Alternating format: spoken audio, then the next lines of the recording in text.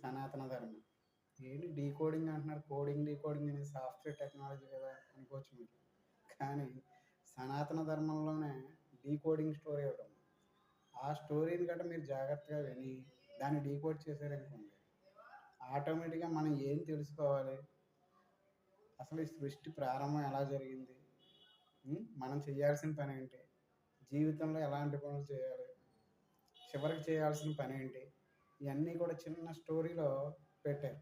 అది ఎలాగంటే ఎగ్జాంపుల్ చెప్పాలంటే మీకు ఒక పెద్దాయన ఉన్నాడు. ఆయనకి గారెలు తినాలనిపించింది. ఆ గారెలు పెట్టడానికి ఎవరో ఒకరు ఉండాలి కదా మరి. తయారు చేయాలి కదా. అందుకని ఆయన ఏం చేశాడంటే చుట్టూ చూశారు. ఎవరో లేరు. అప్పుడు తన శరీరాన్ని నుంచి ఏం చేశాడంటే తన శరీరాన్ని నుంచి ఇంకో శరీరాన్ని తీశాడు. ఆ శరీరం ఎవరయ్యారంటే అమ్మ అయ్యారు. ఆవిడే చాలా పెద్దమ్మ. ఈయన చాలా పెద్దయ్య. ఇది ఏ లాంగ్వేజ్ అని అడిగితే పోతన భాగవతంలో చాలా పెద్దమ్మ అన్న పదం వాడారు కదా. ఆ లెక్కన చూడండి. ఈయన చాలా పెద్దయ్య, ఆవిడ చాలా పెద్దమ్మ. ఈవిడ రాగానే ఏం చేశాడంటే ఒక మినుము ఇచ్చాడు ఈయన. ఎందుకంటే మినుములతోనే కదా గారెలు చేసేది.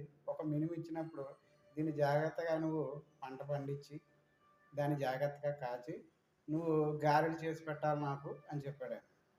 అప్పుడు ఈవిడ ఆ పంటను పండించి దాన్ని ఎలా ఏ ప్రాసెస్ చేయాలో అన్ని ప్రాసెస్లో చేసి దాని చివరికి గారెలు వేయడానికి సిద్ధమైంది.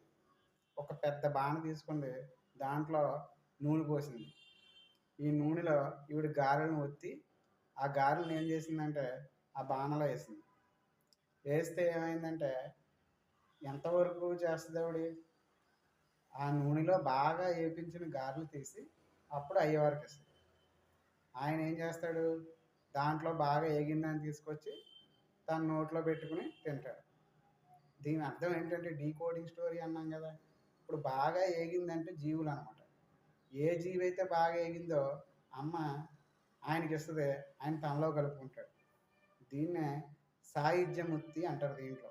ఇప్పుడు ఆలోచించండి, ఈయన ఫస్ట్లో ఒకడే ఉన్నాడు, తన శరీరాన్ని నుంచి ఇంకో శరీరం తీశాడు, పంట పండించింది ఆవిడ, తీసుకొచ్చింది, ఈ బాణలో వేసింది. అంటే ఒక్క మినుము ఎవరు, జీవులు అనమాట. ఈ జీవుల నుంచి ఎన్నో మినుములు తీసుకొచ్చిందంటే ఎన్నో జీవులు సృష్టి చేసింది ఆయన. జాగ్రత్తగా వాటిని పండించింది. పండించిన తర్వాత దాన్ని క్లీనప్ చేసుకుంది. చివరికి మినుముల కింద మార్చింది.